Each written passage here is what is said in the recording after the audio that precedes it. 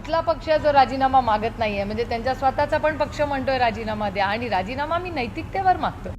अजित पवार गटाचे ते मंत्री आहेत, खुलासा देण्यासाठी दिल्लीत जातोय, ही महाराष्ट्राची अवस्था आहे. मी एखाद्या पक्षात जर काम करत असेल आणि 50 दिवस माझ्यामुळे रोज पक्षाची हेडलाईन होत असेल ना, पहिल्याच दिवशी पक्षाला सांगितलं असतं हा माझा राजीनामा. मी दोषी आहे का नाही या बाबतीत माननीय मुख्यमंत्री, माननीय उपमुख्यमंत्री हे सांगू शकतील ना. राष्ट्रवादीचे नेते आणि मंत्री धनंजय मुंडेंच्या राजीनाम्यासाठी दबाव वाढलाय. एकीकडे राजीनाम्याच्या चर्चांनी जोर धरलेला असतानाच वेगानं राजकीय घडामोडी सुद्धा घडतात. बुधवारी धनंजय मुंडे आणि राज्याचे मुख्यमंत्री देवेंद्र फडणवीस दोघेही दिल्लीत दाखल झाले. या राजकीय योगायोगाचीही चांगलीच चर्चा झाली. अशातच गेल्या काही दिवसांपासून राज्यातल्या विरोधकांनी मिशन धनंजय मुंडे राजीनामा अधिक तीव्र केलाय. या राजीनाम्यावरनं धनंजय यांच्या जुन्या सहकारी सुप्रिया सुळेंनी तर थेट नैतिकतेच्या मुद्द्यावर बोट ठेवलं. आम्ही काय मागणी करतोय, आम्ही जे मागणी करतोय आणि सगळे पक्ष, त्याच्यात अजित पवारांचा जो एनसीपी अजित पवार आहे तो पण आहेच ना मागणी करण्यात राजीनाम्यात. कुठला पक्ष जो राजीनामा मागत नाहीये, म्हणजे त्यांचा स्वतःचा पण पक्ष म्हणतोय राजीनामा द्या, आणि राजीनामा मी नैतिकतेवर मागतो. मी एखाद्या पक्षात जर काम करत असेल आणि 50 दिवस माझ्यामुळे रोज पक्षाची हेडलाईन होत असेल ना, तर नैतिकतेने मी पहिल्याच दिवशी पक्षाला सांगितलं असतं हा माझा राजीनामा. मी पक्ष वाढवायला इथे आलेली आहे, पक्षाला अडचणीत आणण्यासाठी नाही. माझ्यामुळे जर रोज हेडलाईन होत असेल तर मी एक पाऊल मागे घेते, माझी इन्क्वायरी घ्या, आणि जर दूध का दूध पाणी का पाणी हे मी केलं असतं. मंगळवारी राष्ट्रवादी काँग्रेस पक्षाची एक बैठक मुंबईत पार पडली. याच बैठकीत धनंजय मुंडेंनी आपल्या राजीनाम्याच्या बाबतीत अजित पवार जो निर्णय घेतील तो मान्य असल्याचं विधान केलं. जर राजीनामा मागितला तर आपण तो द्यायला तयार असल्याची भूमिका सुद्धा त्यांनी स्पष्ट केल्याचं कळतंय. तर अंजली दमानी यांनी घेतलेली भेट आणि सादर केलेली कागदपत्र याची माहिती अजित पवारांनी सुद्धा या बैठकीत दिली. दमानी यांनी दिलेली कागदपत्र मुख्यमंत्र्यांकडे दिल्याचं अजित पवारांनी सांगितलं.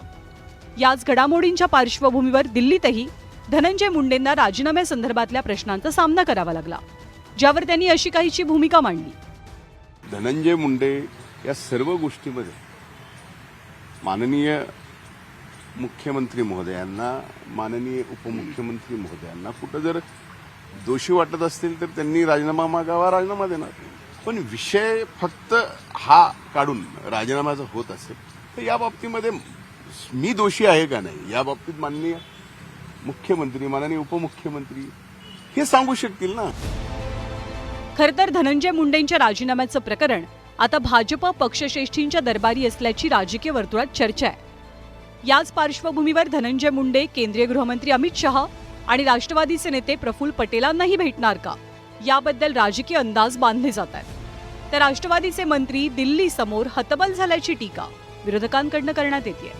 आपलं पद वाचवण्यासाठी शेवटी त्यांना दिल्लीतच जावं लागतं.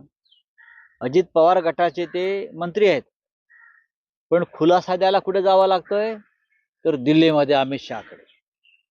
त्यांच्या पक्षाचे राष्ट्रीय अध्यक्ष मुंबईत आहेत किंवा बारामतीत आहेत किंवा पुण्यात आहेत बसलेले, पण त्यांचा पक्षाचा मंत्री खुलासा देण्यासाठी दिल्लीत जातोय, ही महाराष्ट्राची अवस्था आहे.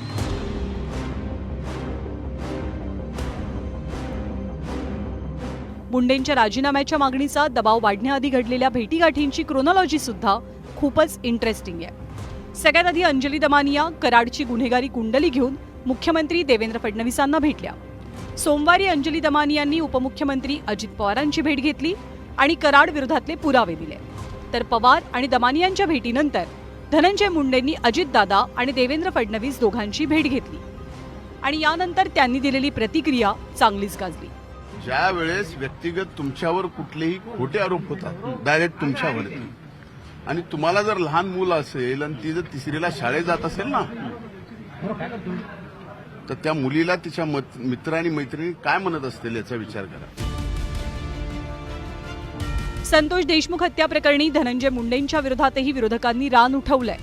त्यांच्या पालकमंत्रीपदाला विरोध केला आणि आता राजीनाम्याची मागणी तीव्र झाली आहे. या पार्श्वभूमीवर आगामी काळात धनंजय मुंडे मंत्रिमंडळात राहणार की जाणार हे पाहणं महत्त्वाचं असेल.